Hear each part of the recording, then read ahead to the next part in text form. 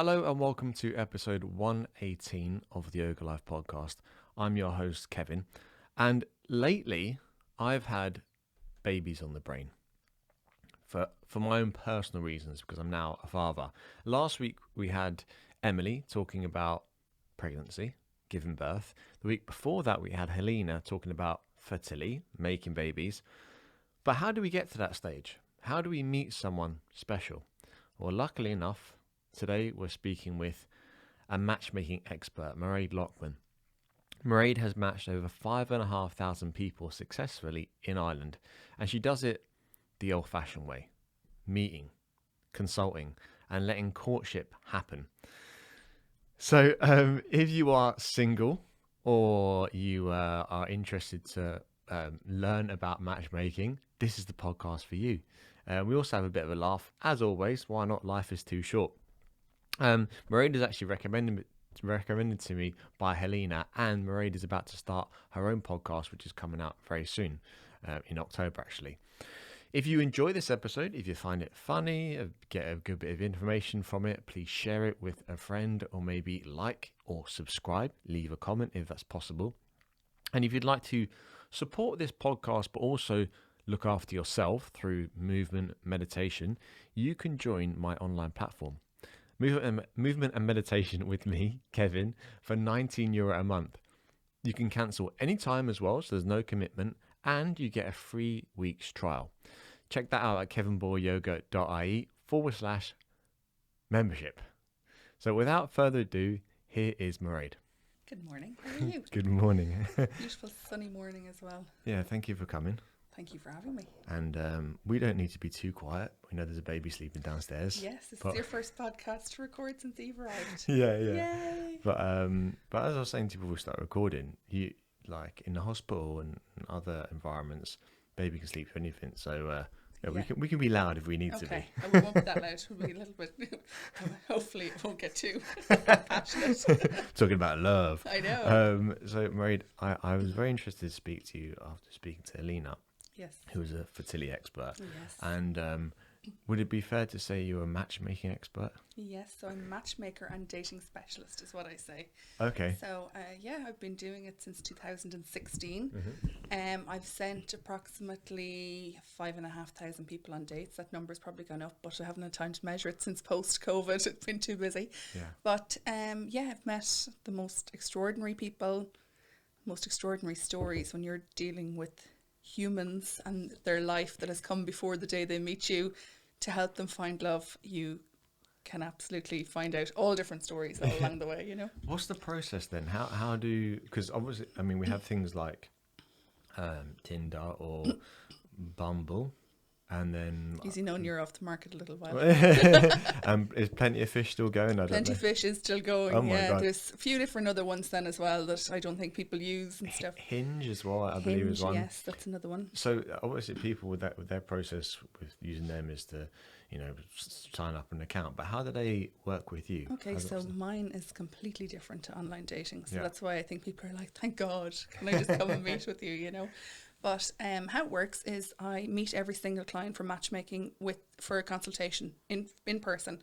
So even though I would have had a lot of consultations during lockdown, I still met every single person since then before I sent them on a date.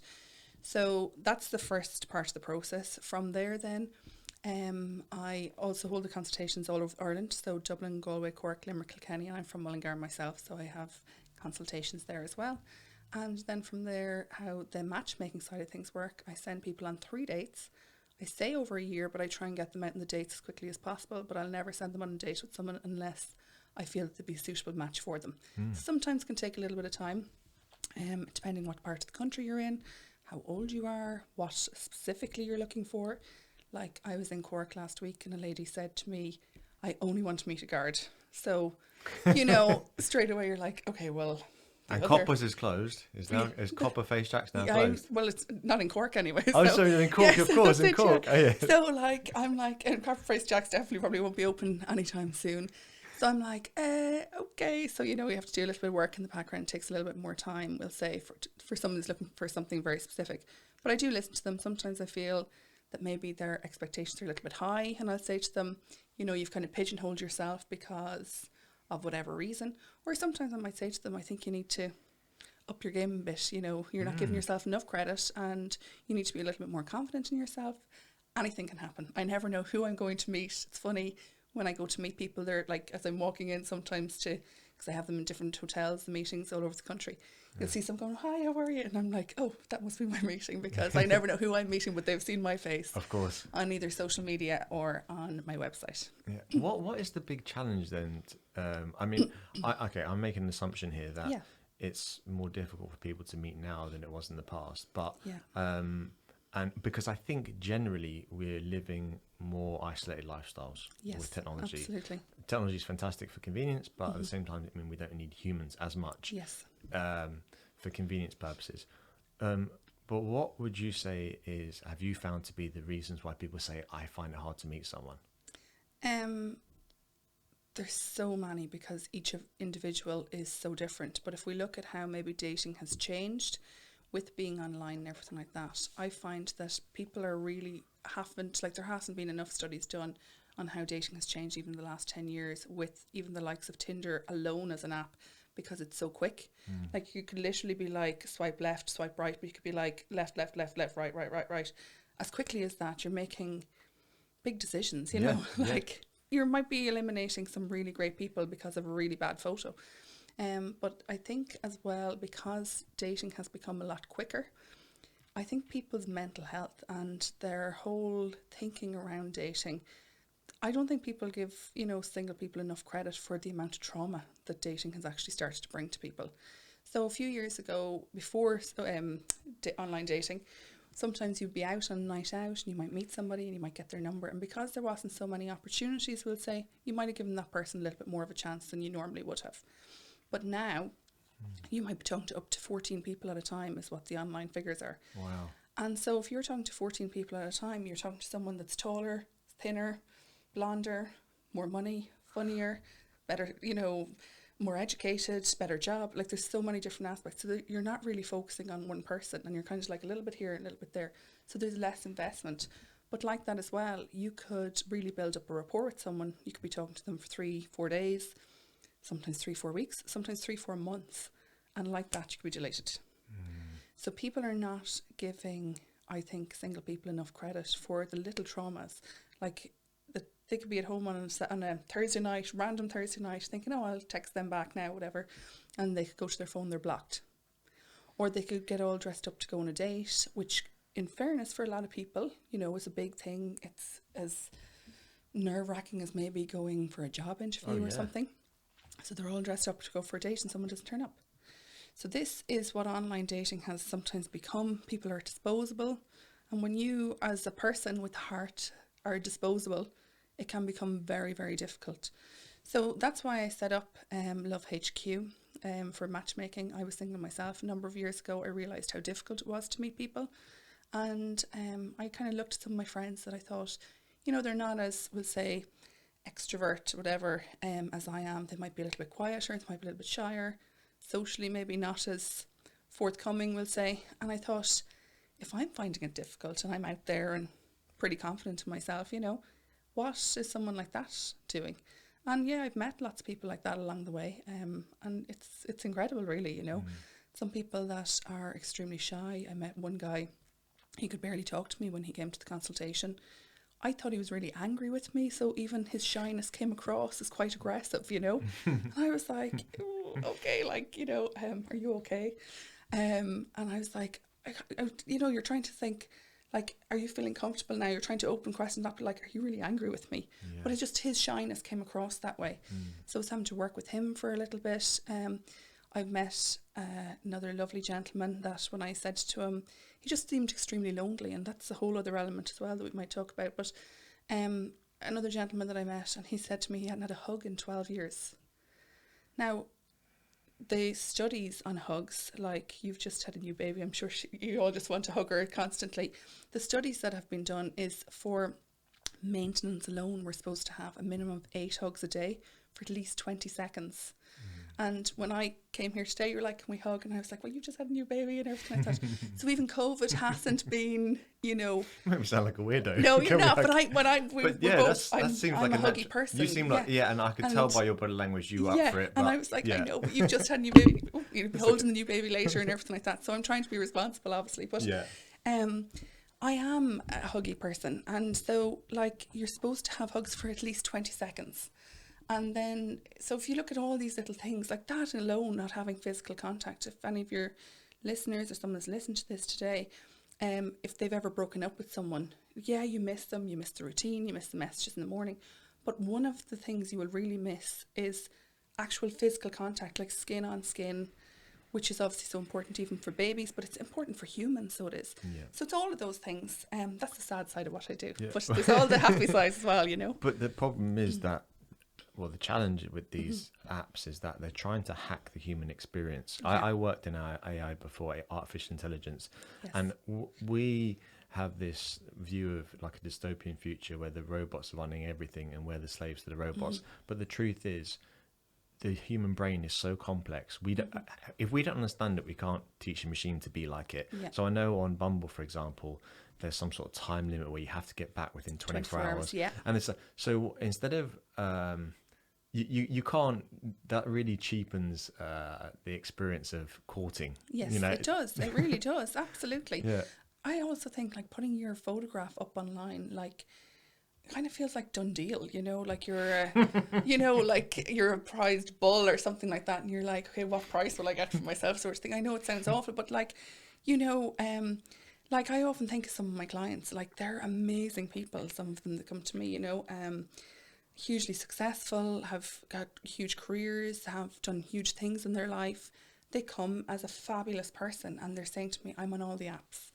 And like they are taking a photograph of themselves, putting it up online, being like, like the only way I can liken it to is, when you're growing up and they're picking sports teams and they're all lined up against the wall and you're like, you for each team, am I going to be the last person standing? And it's kind of like that. And still, very often, because of whatever, you get picked or you don't get picked. It's a crazy selection process. And also as well, it's, you don't know. You're basing your as you said, a big decision on what people look like. Like I did Plenty of Fish, I did Tinder, and I had terrible luck because the main thing was my height. I'm 5'11" and 3/4. Okay, so you're not hitting the 6 foot technically mark. Not. Well, you should have just lied, because everyone else is lying. Yeah, I'm 182 centimeters, and a 6 foot is 183 centimeters. Okay, yes. So that's with barefoot. You can tell I've got a complex about this now. But so the main thing I found was women would straight up ask me, first question, how tall are you? Yeah. Are you really like this height or whatever? Yeah. And the second question would be, either can you grow a beard or I prefer beards type thing. The whole beard thing, wow, okay. So that must have been a phase. Yeah, I think it was a phase. This is like maybe 7 years ago. Yeah, that must have been the beard phase. Yeah, exactly. So, but it really damaged my confidence, and I would consider myself quite a confident person. And even I would be on a date, and the person would go off to the toilet, and one time I remember she put her phone back on the bar, and I seen that she'd been on Tinder while she was in the toilet. Yeah. So you think to yourself, well, if I'm disposable, then you're disposable. I feel like this relationship is disposable. I know. Yeah, you're not investing in it and everything like that. Some people, height would be a thing for ladies, but like that, men would prefer to meet a lady that's smaller than them. So there's like a number of different things that I think are important when I'm matching somebody. One is if they're a smoker or not. Believe it or not, that's one of the biggest things that are like people are really strong about. Men and women. Men and women, yeah. If they're a smoker, they'd nearly prefer to meet someone that's a smoker. If they've recently given up, they definitely don't want to meet someone that's a smoker. And then sometimes people that don't smoke are a little bit more, we'll say, flexible, but that's a very strong one, I think. Wow, okay. Second of all is whether or not they want to have kids and whether they have kids already. Now, if they have kids already, that's generally okay, depending on the number and age. But if they want to have children, they're very clear on the fact that they want to have children. So that would be a big thing as to whether or not I match two people. Height then as well. Ladies tend to be with taller men or men that are taller than them, even like a little bit taller so that they can wear heels. And guys then, I suppose, like, you know, there is the whole feminine, masculine thing. Guys do prefer to have a lady that's a little bit smaller than them so that they feel like the man. And I suppose that's normal, kind of normal makeup. So it is, you know, that if you actually think about what men, the position they want to have in a household, and the lady, the position they want to have in a household, like if we look at society over the last number of years, like my parents had me when my mum was 23 and my dad was 24. And now, like, I have a lot of friends, mid-30s, that are only starting to have their families and everything like that. That's one generation has, like, skipped, like, 12, 13, 14, 15 years in between even having their first child. So, you know, with the way society has gone, we're still human beings. We're still looking for the same as really what our parents were looking for on a natural side of things, but society and timing wise has changed so dramatically over the last few years. What about age? How does that, what are the preferences between men and women, gaps, or in the majority, like, to be honest, 95% guys want to meet a lady that's similar age or younger, and ladies like to meet similar age or older. So it's probably the natural thing. Last week I was having a great chat with Helena that you had on about fertility and dating. We were calling it mating and dating, you know. We were having fun with that. That's good. It was Nice. good. She came up with that. I was like, that is good, you know. But we were chatting about all different things, but like the actual natural and physical side of the age of sperm and all the different elements from her side, you know, the natural side of actually having children was huge. So it was. So like there is all that element to be brought in. Like it's not just matchmaking. People often think you have the easiest job in the world, like people just falling in love. But there's so many elements that come into it. Because you've got to think long term. Long term, but you also have this whole past that people are bringing with them. Possibly some, as they consider it, baggage, but I don't. But their life experience that they're bringing with them. Everything. Lifestyle, body type, everything. But interests. Thing is, you cannot. One thing I really love is someone with good posture or who walks a certain way. Yes. And you can't tell that from a photo, even from a video, or No. you have to be around the person. Like when I met Rach, I met her in a yoga class. Yes. And other things like character traits, you can't. I mean, people can say they feel they're this type of person, that type of person, but until you get to be intimate with them in terms of speaking to them, you don't know. So when I met Rach, I haven't told anyone this, by the way, but you're the perfect person to tell. And the world. And the world. I thought, first thing I noticed was she was she looked kind of a bit shy, and she had glasses on, and she just finished yoga class, so she wasn't done up at all. She's been like, whatever. But I said to her, just being friendly to her, chatting away, and I said, oh, what are you up to now? Are you doing the second class? Because normally the two classes one back to back. And she said, no, I have to go to this meeting. It's for the Deaf Society. And I said, do you have a deaf family member or something? And she said, no, I'm learning sign language because I think it's really unfair that people who are hard of hearing can't communicate with us. Yes, absolutely. And I thought, wait a second. You are going to learn sign language just because you'd like to communicate with people that can't. Wow, what a person. And I was like, I'm in love. Yeah, I thought, because my main thing is, I realised that I really cherish in a partner or someone long term is kindness. Right? That's I always say this. This is the number one thing, is kindness. It really is. It's, if you listen to anything I've ever done, it's always kindness. Yeah. And it's kindness on the most natural level, not when it just suits somebody, but it's kindness in someone's core like that. Yeah, and also as well, I'm a bit of a social media whore, maybe you could say. Like I'm always on social media, you know.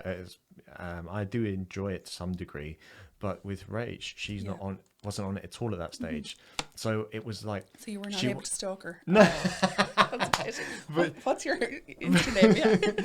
But it's not like she's doing this to show that I'm doing it, because sometimes like we do things and we're a bit like, oh, look at me doing this good thing. Yes. Look how good I'm virtuous I am. Doing it. She was just doing it to be a good person. And then talk about a family member that she was helping and stuff. And I just thought that sowed a seed, not sowed a seed in my mind. And I thought, this person is someone special. Yeah. But I just I left it then, and then I thought, okay, I'm going to speak to her again, but I'm going to let her kind of initiate it. Yeah. And or at least show me that she wants to speak back to me. Yeah, we were trying to be professional. I get that as well. Exactly. Yeah, that's another thing. And she said, so we started talking about books, and I don't really read too much. And then I said, I'm listening to an audiobook at the moment. Yeah. So I'm happy to share it with you if you want. She'd given me a book already to read.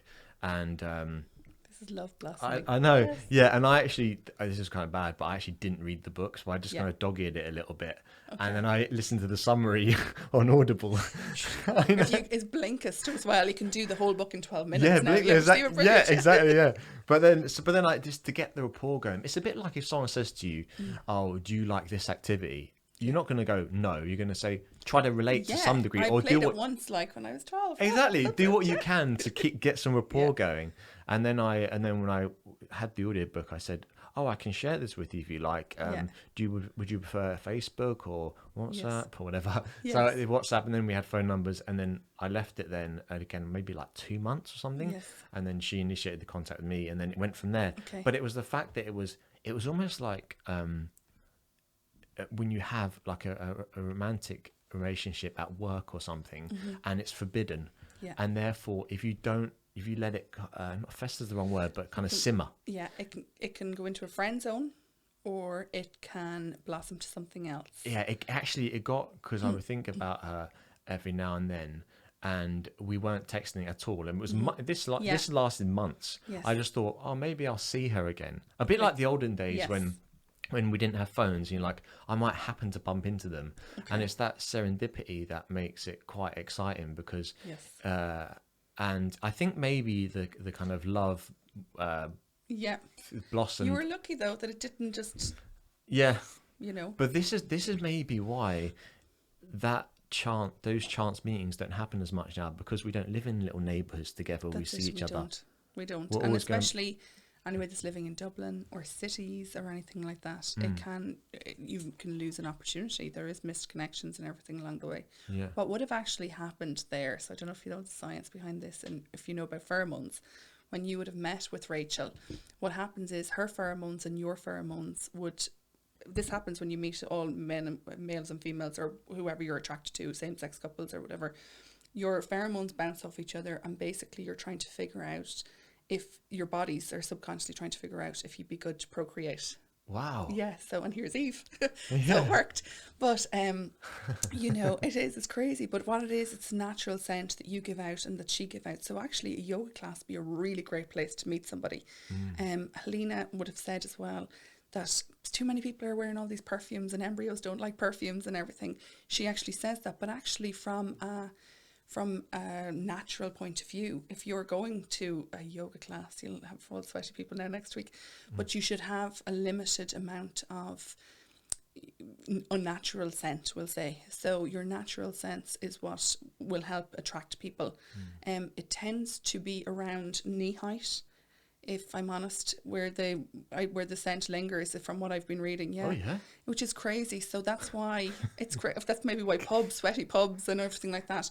But if you're wearing lots of perfumes and, lots of fabric conditioners, everything like that, your natural scent very often doesn't hold as well. That's why a lot of women that come to me, they're like super professional, but they have this really strong, like nearly Middle Eastern perfume sometimes, and I'm like, calm down with the perfumes now. Just overpowering then, is it? Yeah, it can, because you can't get their natural scent. Now, you're not going around with your armpit up or anything like that, but that's initially what would happen. So actually a yoga class would be a really great place to meet someone, because you're on different levels, and you are obviously maybe naturally not hugely cardio level or whatever, but there would be a natural scent it's a funny one, but it's a difficult one, because firstly, yoga classes are normally majority female and still are. It's crazy. And I think as well, some women would want, I mean, most women would want to feel like they could go there. Sometimes you see like the odd lad come in and like, especially younger lad, like, oh, look at all the women in the tight gear, whatever. Yeah.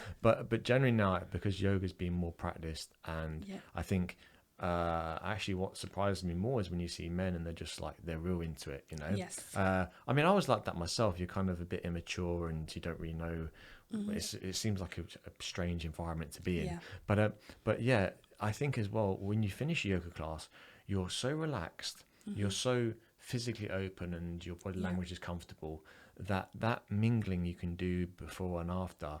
It's even if you don't meet someone directly at yoga, which it shouldn't be for meeting people, but Yes. But you could meet someone who might say, oh, my sister might like you, or my brother might like you, or whatever. And that's it. And people are afraid to do a little bit of matchmaking. They're afraid that like, they'll judge them and everything.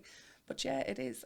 I think it's very important. I've met an increased number of men within the last 2 years, I would think, that are either doing yoga, Pilates, meditation, those kind of levels now would kind of become cooler or something. I don't know, but maybe the type of person that's coming to me. There would be a few more. I would definitely say if there's any men that are doing yoga that would like to come and have a chat with me. I have lots of other ladies that might have similar interests to you and everything. And ladies as well, obviously. But I have already women on my books that like, I'd love to meet someone that would do that. That they would go, like I spent the weekend up in Galgorm, the Galgorm Resort. I've seen, yeah. Yeah, it's beautiful. Like it was unreal. I would highly recommend it to anybody that's either single or in a relationship, you know. But there's like lovely places there that if you did practice yoga, like it would be just heaven. So it would. There's like a little room if it's raining. There's literally on the river. There's like lovely grass areas, lovely private wood areas, everything like that. Like just to get a time out and everything. But yeah, that's really so pheromones first of all would be really important. Another thing you touched on there is trying to build it up, because obviously you're after meeting someone in a professional environment, you're not going to just jump in. So say if someone did find love in one of your yoga classes or in a professional capacity, there's a great little trick that they can do. So it's called the upside down triangle. So it's a minimally invasive, that's not a yoga position before we start. He's like, I haven't heard about that one. It's a minimally kind of low impact, well, it's high impact but low embarrassment level trick you can use. So it's a thing where you would look at this, we say one eye for a couple of seconds while you're talking to somebody so you can get a deeper gaze. Then you would look at the other eye for a couple of seconds, and while you're talking to them you would look at their mouth. And what this does is it sends a subliminal message to the other person that you would like to kiss them. Now, in Ireland, what I often find is that people are really bad at flirting. Okay, so we'll be like, oh, you're great, and you'll slap them on the back, or kind of playground mentality, nearly pull their hair, you know, that sort of situation. But people are really bad at saying, do you want to go for a coffee, or like, can I get your number? That's the other thing you were saying about Rachel didn't have like an Instagram or like a lot of social media. Like I would say to people, if you're single, a little bit of social media is no harm, that people can, because people are less likely to ask for your number these days. They're more likely to look you up on Instagram or on Facebook or something like that. So it's no harm to have a little something there. Make sure it doesn't still say you're married or in a relationship or anything like that. And make sure that the profile photograph is good as well, you know, and something, if you're into yoga, maybe have like a yoga photograph up. I had one lady, I did a kind of a media thing a couple of years ago, and I'll get to the upside down triangle in a minute, sorry. But we had a thing where she was saying she'd like to meet someone that isn't into drinking. And so I looked at her online photographs, and all three of them were her out with the drink, cocktails, everything in her hand. And she said she wouldn't like to meet someone that you know, drinks too much, because she's into more mindfulness and, you know, personal development and everything. So she was like, wow, the perception that I'm putting out there is phenomenally different to what the person I'm looking for. So the upside down triangle, is the three different, one eye, the other eye, and then looking at their mouth. It's giving them a subliminal message that you would like to kiss them. And because people are so bad at flirting, they're probably going to open up a little bit more to you now as well. So by doing that, you can do it a few times over, you know, even if you're out for drinks is a great one. Say if you're in a bar and you're like, I don't know if this person saves you talking to them for 6-7 hours, you know, and then not getting a number at the end of the evening. Or in a work situation, it's extremely good, because we all hear of these Christmas party romances, which we probably won't have a lot of this year. But by doing something like this, it gives them it's kind of just the nod that you do like them. It might up the notch a little bit. And sometimes what you might find as well is the person you're talking to stops talking, or they'll like be distracted, but they don't know what they've been distracted by. Yeah. So it's a little bit of magic. So it is. Yeah, that is brilliant. The upside down. So eye, mouth. That's it. Repeat. That's it. And you do kind of slow it down and everything, and you can stop. Now, don't go crazy staring, or they'll be like 1, 2, 3. or they'll be like, have I got something on my teeth, you know? But if you just do it kind of gently and everything like that, it's a body language kind of technique, but I find it works extremely well. Well, that's a brilliant one. The upside down triangle. Me and Rach, before Eve came along, which, so last week, our guilty pleasure is watching first dates. Okay, yes. Yeah. So, and I was actually You'd love my job. You'd love it. Yeah, about 7 years ago, I was supposed to be on first dates. No I way. got to like the final interview. Wow. Okay. And then what I realised was, the Irish first dates, that is, what I realised was they were asking me all these questions that were trying to almost, I think they want characters on the show. So, absolutely, so like almost like a drama to have. I know. I've actually, some of my clients have been on it. Okay. And I know some people personally that have been on it as well. So yeah, I know the type of person. Yeah. So they thought, oh, okay, maybe this guy's like the cheeky London Cockney geezer, that type of thing. And they were saying, what kind of women do you like, and do you like drinking? And I says, well, a woman, she's got to be kind, good, close with her family, blah blah. And then they're like, nah, what? You want someone that's up for it. They were trying to get that at me, basically. And then I thought the reason why I decided not to go for it was because I realised then, if I went on that show, it was with the time when I used to drink a fair bit, I'd probably would have got a bit drunk and said something then that I would have regretted, and then that would always be on YouTube, that's the guy who slapped a bird's ass or something like that, because that's probably what I would have done back then, as a joke, kind of flirty way. But speaking of that, I like when we were watching First Dates, they were speaking to, I think it was Fred, and he was talking about what women find attractive. So I'm just interested in this. One of the things that stood out was they mentioned that if a man is quite slow, or his body language is quite slow, that's quite attractive because it's non-threatening.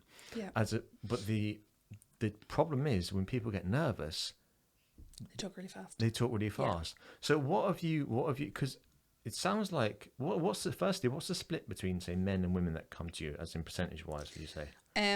There's different things that I do. So the first thing is matchmaking. So it would be pretty 50-50 with matchmaking, depending on the time of year. This time of year, I'd normally get a lot more gentlemen down the country after doing the ploughing championship. So I'd get a lot of farmers, and also a lot of businessmen would come to me, because I'd be doing 8-9 radio interviews in 3 days, basically, while I'm down there. But it's normally 50-50 throughout the year, depending on times of year, and coming up to Valentine's Day, I normally get a few extra women, would say. It kind of goes up that way, but that's be that. But also I do another thing called a table for 6, and that's kind of how I really launched into the market.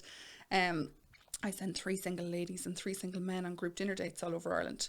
So for that, I would have gotten a huge amount of men, but I got an extraordinary amount of women. Like, this is obviously the ideal way that ladies would like to date, and what happens is I send 6 people for dinner, and it's like a nice relaxed evening. And look, that would get a lot more ladies, but at the moment everything on that is on hold, because it's hard enough to actually organise table for 6. There is a lot of admin in the background for it, for someone then to maybe ring you 24 hours in advance and say, hi, I have like some symptoms and I have to go and get tested, and then the tables be unbalanced. So we've just had to put a pause on that for the moment. That's actually funny you say table for 6, because that's another thing we were binging on, was couples come down with me. Yes. All right. We're okay, watching so that a similar lot. to that. It's just, I think the fascinating thing about what you're talking about and this whole courtship is the vulnerability that people are expressing, and there's something very like endearing about that Absolutely. People are brave enough. Like, I would be kind of I used to be kind of shy approaching someone face to face, because I wouldn't consider myself a conventionally good looking guy, like not square jawed or no facial hair, not particularly tall, so I wouldn't. But So I have found so when I see a guy chatting a lady up in the bar or whatever, I think fair play to you, man. Yeah. That takes so Wow. much guts. It does. But often in my experience, what would happen is the friend would often say, she's not interested, all right, leave us alone. Yeah. And you're like, all right, okay. And then, and to combat that, guys would start reading things like The Game. Then you've heard of that book. Yeah. My brother-in-law told me about it, actually. Oh my God. He sends me the most random stuff about dating. And it's actually great to see it from a male point of view. Like, he's so fun and everything, and he works in digital marketing. So he like sends me these crazy things. I'm like, what magazines do you look at? Really? But it's all digital marketing stuff, you know. Yeah. But yeah, The Game. It's very manipulative, you know. It's okay. Then they have all this code like there's a 3-pack, you know. There's 3 women at the bar. You need to approach from a right angle and speak to this one first, but don't look at her. And it's sort of like a science. I don't. Now, correct. Maybe that works for some people in the short term, but you're not being yourself. You're not, absolutely not. Like you just said that something that, and I believe this, the most important thing that you should find in somebody or look for in somebody is kindness. Okay, so if we were all to be a little bit kinder with dating, okay, from the nights that you're out, if a lady was a little bit more flirting, or you know, so I think people should learn how to flirt. I think they really should learn about their body language. I think people should give someone an opportunity. If you go out on a night out as a single person with the girls, or as the guys go out, or even mixed or whatever, the better nights for all is the ones where you meet up another group of whatever you're looking for. So if it's the girls and you meet up with other guys, you can end up having the best night ever because it's just random guys, you're having fun, you know, you're all just kind of flirting and everything is getting on well, okay? Yeah. But in the nights where nobody comes over and talks to you, it was fine, we had a few drinks. If everybody just made that extra little bit of effort and actually gave someone credit for coming over and instigating conversation, first of all, or if people's approach wasn't like The Game.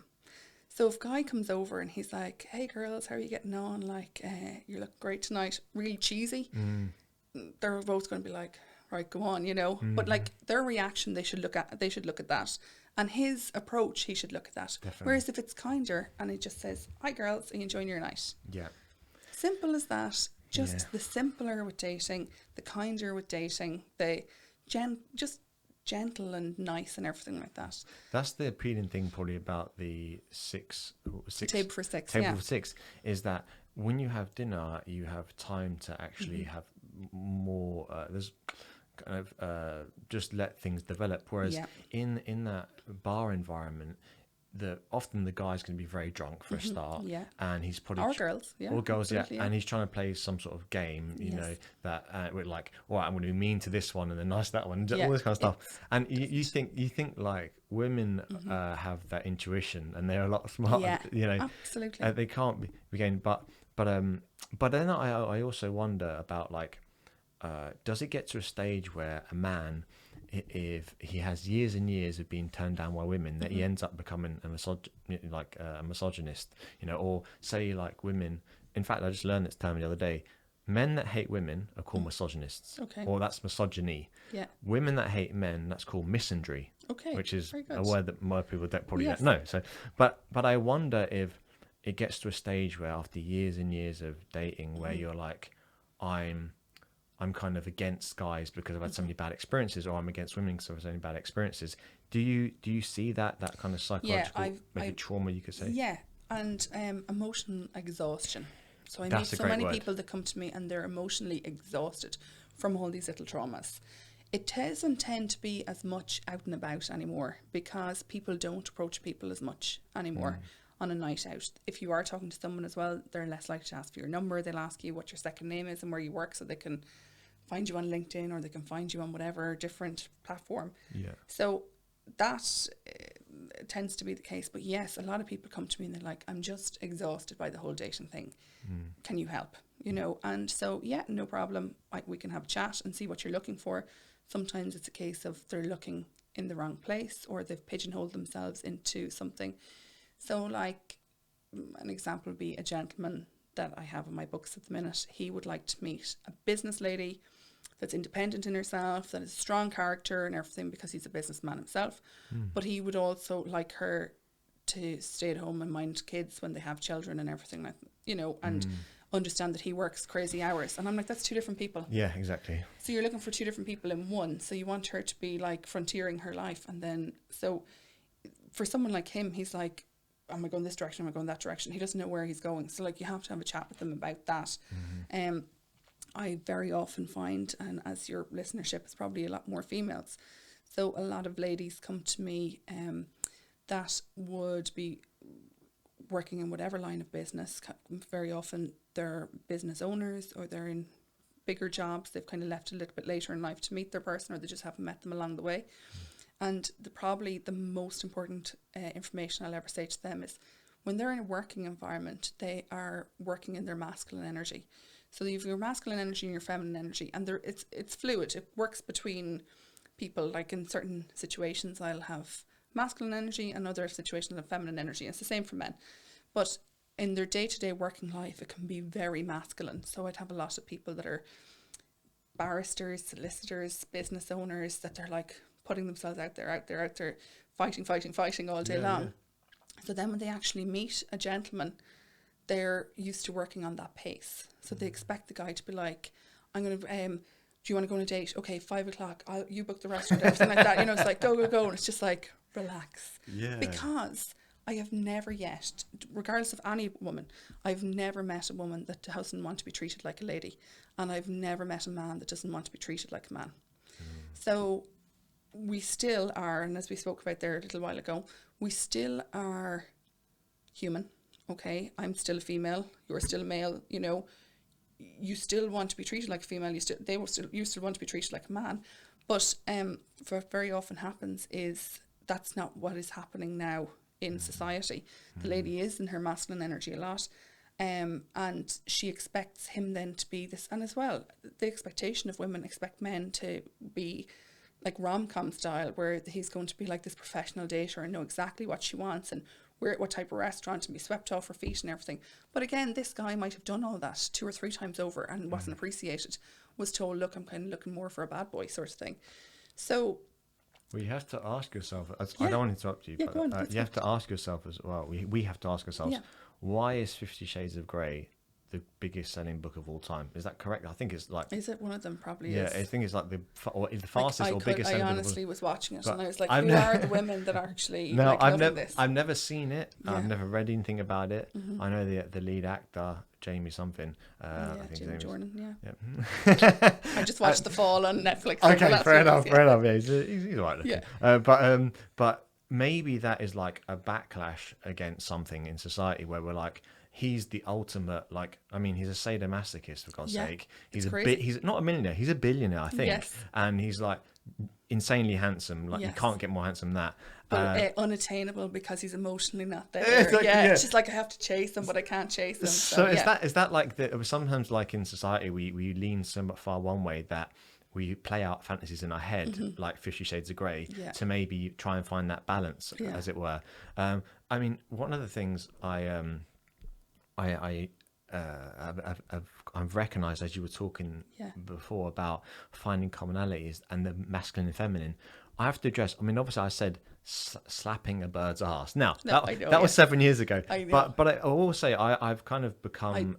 I'm in your energy now. I don't see you as that sort of person. Okay, right, anyway, But just to say, I would say I have a lot of masculine energy still, even though I've been softened as I've gotten older. Yeah. That's how you go. You just had a daughter as well. Yeah. Wait another year. I know, yeah. And your testosterone goes down after 30. I'm 38, you know, so and stuff. So that but I am still like got a lot of masculine energy, and Rachel's got a lot of feminine energy. Yes. So we play enhance that. Each other, yeah, we that works really well with us.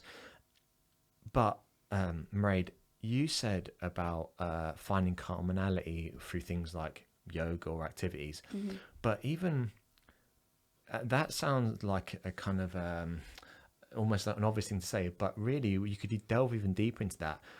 Because if you let's say yoga, yoga's not just like a bit of stretching. It's almost it's a lifestyle, right? So therefore, you don't realize it, but this person maybe likes certain food, or they do certain things in the morning, or they have certain spiritual or religious types of holidays, how they want to raise their children, everything. That's a massive one. Absolutely. And me and Rach were talking about this the other day. We said like, I said we get on really well, blah blah. And she said, Kev, more than that, we have the same principles in life. Yeah. We were both raised very religious, and we're kind of anti that now to a degree, as in, you could say secular, is that the right word? Yeah. Or atheist. And we both have very close to our families, like real close, have both had like working class upbringings, and those three things alone, they're like because ultimately you can date and have fun and stuff, but you want to stay with the person, that conversation of what's going to be like in 10 years comes up. Absolutely. Well, what I always look for in my clients before I even bring them on, I don't take on everybody. I'll only take on people that I feel that I can help. So if I feel that someone's being unrealistic, or if I feel I won't be able to find a suitable match for what they're looking for, I don't take them on. But there's 6 characteristics that I look for in somebody. Someone that's kind is always number 1. Someone that's happy. Someone that is healthy. Someone that looks after their appearance, because obviously that's just a natural thing anyway. Someone that's free and available to date. So I don't mean just single, I mean that they're actually ready to meet somebody. Sometimes they can be broken up from a 15-year marriage and come and like, can you just set me up with someone next week? It's like, no, you've so much work to do, you know. And then the last one is someone with similar values. And when I say values, it brings in everything. It's like values, lifestyle. Very often it comes into culture as well. Because culture then brings in how you would like your children to be raised and everything. It's kind of a whole person, similar life, everything. I would say a commonality like yoga, yes, that is more of a lifestyle. But sometimes people say to me, oh, my ex and myself, we just had nothing in common. Okay. Now, to me, that would sound like their chemistry wasn't right. Like if I use examples closer to home, like my parents. So my dad is 61 and still plays 5-a-side soccer 2 or 3 times a week. He goes cycling every Saturday and Wednesday. You know, my mum isn't into any of that. But she goes and get her hair done on a Saturday morning and, you know, does other things on other evenings and everything. But they're not exactly stuck in each other's pockets. So I think it's healthy as well not just to have everything similar. I think it's important to have a little bit of independence and time, you know, that you're not too much in each other's pockets, but still that you value each other when it comes to lifestyle choices or family choices or upbringing and stuff like that, you know. Values is such an important word, because I remember when I was single and my friends were single, and one of the key things a lot of lads would say was, I'm meeting these girls or this girl, but she doesn't do anything. I ask her like what her hobbies are, and I'll say football or whatever, and they don't have any interest. But that word interest is so boring. It's values is way more important. Like, tell me about your dad. Tell me about your mum or your siblings. What was it like growing up? And I think that's quite deep conversation to have. And it's maybe because of this environment of sending direct, what's it called? You're really tuned in. Yeah, you're really tuned in actually to a lot of the stuff that I cover. Because even what you're saying there, how I would describe that is sometimes when people are on a date, and this is actually a really first date or any date, or actually a relationship skill, okay? Very often people can have very, would we say, shallow or very superficial conversations, kind of like Tinder style conversations. Table tennis, so it's like, what's your favorite color, where do you like to go on holidays? Like, you like football, what team do you support? Okay, so obviously to some people that's like highly important, but actually what you're talking about there is building a connection. So what I often find is people that are best on dates are people that are good conversationalists, but actually even deeper than that again is someone that is naturally interested in other people. So really what you're talking about there is like when you said about meeting Rachel and she was starting to do sign language and stuff like that. Like that was her showing examples of her kindness, you know, that of good values, all these different things that I've just spoke about, those characteristics. If you are in a date situation, asking someone even simple questions. I had a couple went on a date there about 3 weeks ago, and he said she was really fascinating. Like the conversations we had. Like he said, most people just talk about what you do for a living, what sort of car do you drive. And I said, do people ask you what sort of car you drive? But anyway, obviously some people are. But he said she was asking me questions like, are you more like your mum or your dad? Oh, and wow. How do you feel about that? And, you know, and really asking engaging questions that she was genuinely interested about him, about who he was, what sort of a person he was. It wasn't an interview style at all. It was a natural flow, an organic kind of conversation. So that's why I'm saying you're very tuned into it, because it is, you're building a connection with someone. A great book to read on that is How to Win Friends and Influence People. Classic. Brilliant book, but really it's a life skill and it's a business skill as well. You very often find people that are good in business are also very good at dating, or the feedback from their dates is very good. They just possibly haven't met the right person, or their approach is a little bit wrong. But the conversation, the feedback is they're a really nice person. Also as well, things like asking more questions. Sometimes people come to me, like I've 1 or 2 clients that I've had to say to them, if I hear that you have even spoken 40% on that date, because you talk 90% of the time in all conversations, like there's some clients I can't get off the phone, and I have to actually say to them, stop for 5 seconds, like take a breath, like what are you like on a date? You talk, I mean, it's a hard conversation to have obviously, but it is building a connection, really getting to know somebody is the important thing. And sometimes people can be on a date and they can find it's drifting into there obviously has to be the drift into the smaller kind of silly, shallow questions as well, because you don't want the whole thing to be super intense at the same time, you know. But and it's a good, like if there's an awkward silence or anything like that, yeah, absolutely. But sometimes you could be on a date and you could end up talking about like the most random stuff, but you're actually still should try and bring it back to a good connection. Yeah, but as well as being the connection, physicality. Yes. Like you said at the very start there, I said about we're gonna have a hug and COVID, whatever. But some people just don't have that as much. They're not as just not as tactile, engaging or touching. And I think that all this social distancing, which I know some is necessary, and doing things like digitally, if you leave it, what I experienced, I went for a period of being pretty unconfident, in dating, because the whole Tinder thing kind of ruined me, because I just was like, well, I'm actually not getting many dates here. Yeah, it's crazy though, isn't it? And I thought, based on your life is changed based on 2 photographs. Yeah, you know? Exactly. And then my friends were like, no, you need to put up 7, not 5 photos, and they should be like this, and you know. So basically, I had unsuccessful time doing that, right? Yeah. And then I found that whenever I got a date, because it was so rare, I was like real pent up, and I couldn't. I remember meeting this girl in Temple Bar, and I was walking. I was like, she doesn't look like a picture, but then she looked more disappointed to see me. So I was like, well, I said, you know, this is. But those things are etched into my head, and then I remember, like, normally I'd be quite physical, like, you know, but like put my hand on the knee or something. I was getting a drink. That is a good thing to do, by the way. Breaks down barriers. Yeah, but then if you don't do it, and then you leave it, say, an hour into the date, and then you're like, we haven't touched each other for an hour, and we're on a date. It becomes too obvious, like, then.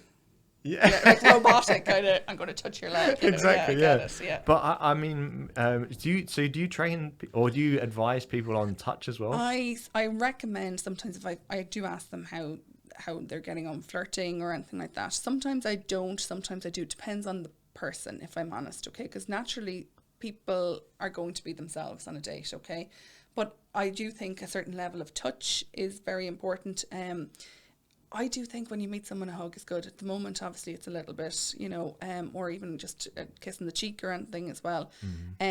I think it's really lovely when a guy leads you into a restaurant, so opens the door and not slaps your ass in the way, as some guys would like to say, but put your hand on your back. I'm not talking about you. I wouldn't do that. No, I'm talking. It's a thing I see on social media the whole time. I'm the sort of guy that opens the door for you, but will slap your ass on the way, and it's a social media kind of meme picture. thing. Yeah, it is, and it's kind of. I think some girls are like.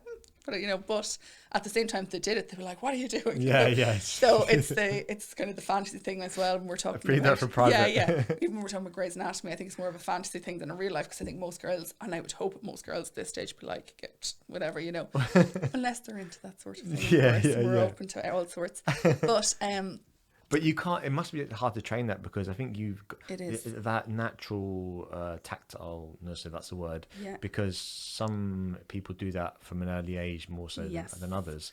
But then so how far do you go with the training, if you know what I mean? It depends on the person. Some people are way open to more. They're like, give me more training. What else do I need to know and everything.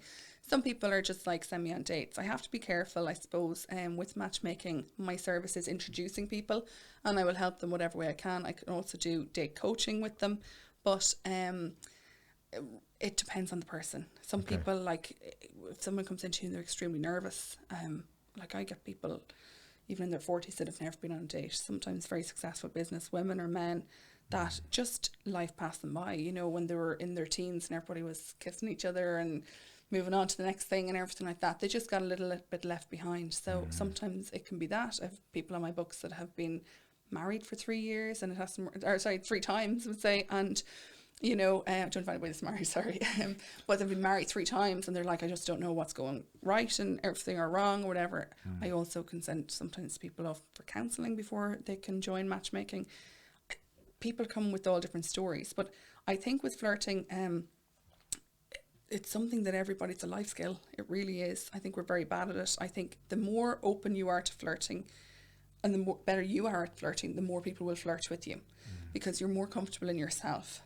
So if you, and I always say when they're going on a date as well, bring the energy. So I do more things like this, like bring the energy you want on a date. If you come in and you're like real rigid and you're like, hi, I'm like really nervous, the other person automatically like, oh my God, I'm really nervous. Or they're going to be like, why is she so nervous? Like, this is crazy. But if you bring the energy, so it's like, hi, how are you? You know, or if you're walking in the door, I've had people fall in the door of the restaurant and all sorts of things. They get up and they laugh about it. Just always laugh. Just always have a bit of fun. Don't take yourself too seriously. Enjoy life. For women, I always say fun, flirty and feminine.